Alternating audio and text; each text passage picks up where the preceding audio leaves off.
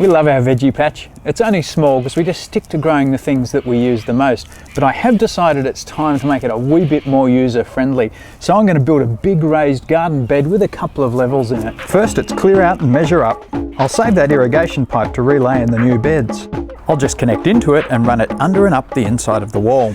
To build my bed, I'm going to use these 3 metre long Sienna microshade sleepers. Now, they're not treated with any nasty chemicals, so that means they're perfect for growing food plants in. And the reason I'm using 3 metres is the fact that my veggie garden is going to be 3 metres long by 1 metre wide. And that means I won't have any wastage through unneeded offcuts. This centre post will be 1 metre above ground. Now, to make life simple, I'm going to put it in first. Before I do that, I need to get the post hole sorted out.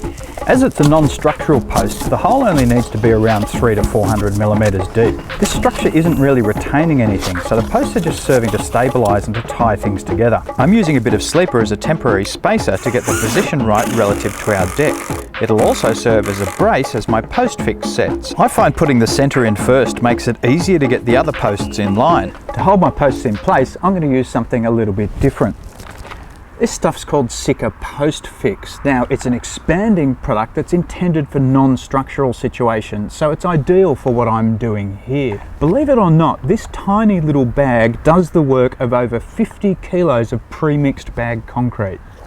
You just rub it over a hard edge to break the internal seals and mix, cut carefully open, and then just pour and stand back. The post fix is set in a few minutes and completely hardened in a couple of hours. It's a very stable product, so it has no chemical impact on the surrounding soil. If it overflows beyond your hole, you can just trim it off easily with a handsaw. Next post. I like using a long level clamped off to my fixed post. You can use this to set your height and you know your posts will be in line, straight and flush. Time to drop the face sleepers in. It's important to always get the bottom sleeper positioned at the right height and make sure it's level. This keeps everything running smoothly. Well, that's the front wall finished. Now, I've put all the screws in from the back because this is non-structural, so they'll hold well and truly in this situation. Of course, I now need to finish the other 3 sides to box it all in. I could spend heaps of time measuring up and checking diagonals and setting out, but I'm going to do it the easy way now to find my next post holes. I measure and cut a piece of sleeper to size for the side panel, position it, and then fix it in place. This gives me the exact location for my next corner post, so dig, next post in place, cut and fix the remaining end panels, then repeat for the other end before completing the other long side. At this stage, it's important to leave one end open. Just add the bottom panel.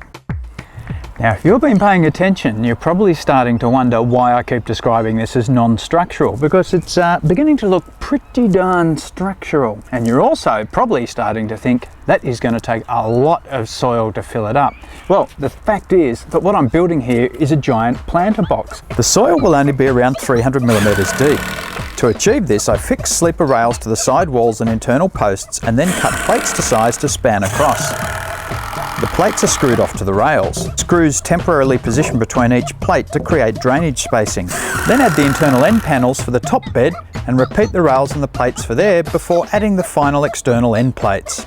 That's it then, major construction done. Before adding soil, it's important to lay drainage fabric to prevent the soil washing through the drainage gaps. Just staple it in place. You know it's nearly over when it comes to soil time. If you buy your mix from a local landscape supplier like we did, explain to them that it's going to be used in a raised bed and for veggies. Ask them to put a little bit of extra sand through if they don't already. This way the bed will have really good drainage, and it also helps to reduce the mix shrinking over time. I connected my irrigation up and added a lattice of drip line. To save water and time, it's controlled by a basic water computer which turns on and off on set days. To get a head start on my growing, I used super advanced veggies and herbs. You're harvesting virtually straight away. Just lay them out first to check spacing before digging in. One final build thing. I want a seat. So, a couple of sleepers. I've ripped one down to 100 millimetres wide, so my total seat depth is 300 millimetres. Clamp them together, cut up a couple of cleat blocks, and then glue and screw them to hold them together. Then a rail on the side of the bed around 400 millimetres above ground level, glue and screw that in place. Position the seat on top, glue and screw, cut 2 90-degree support braces to size for underneath, before cladding the whole thing with decking. Then finally a coat of water-based timber treatment. And there it is. That wasn't so difficult, was it? I made this bed 3 metres long by 1 metre deep, and at this end it's 800 millimetres high, at that end it's 1 metre tall. Now if you're going to build this, you can adjust it to create the size that suits your needs. But just one warning, if you're only going to be able to access your bed from one side, you don't want it any deeper than what you can comfortably reach across.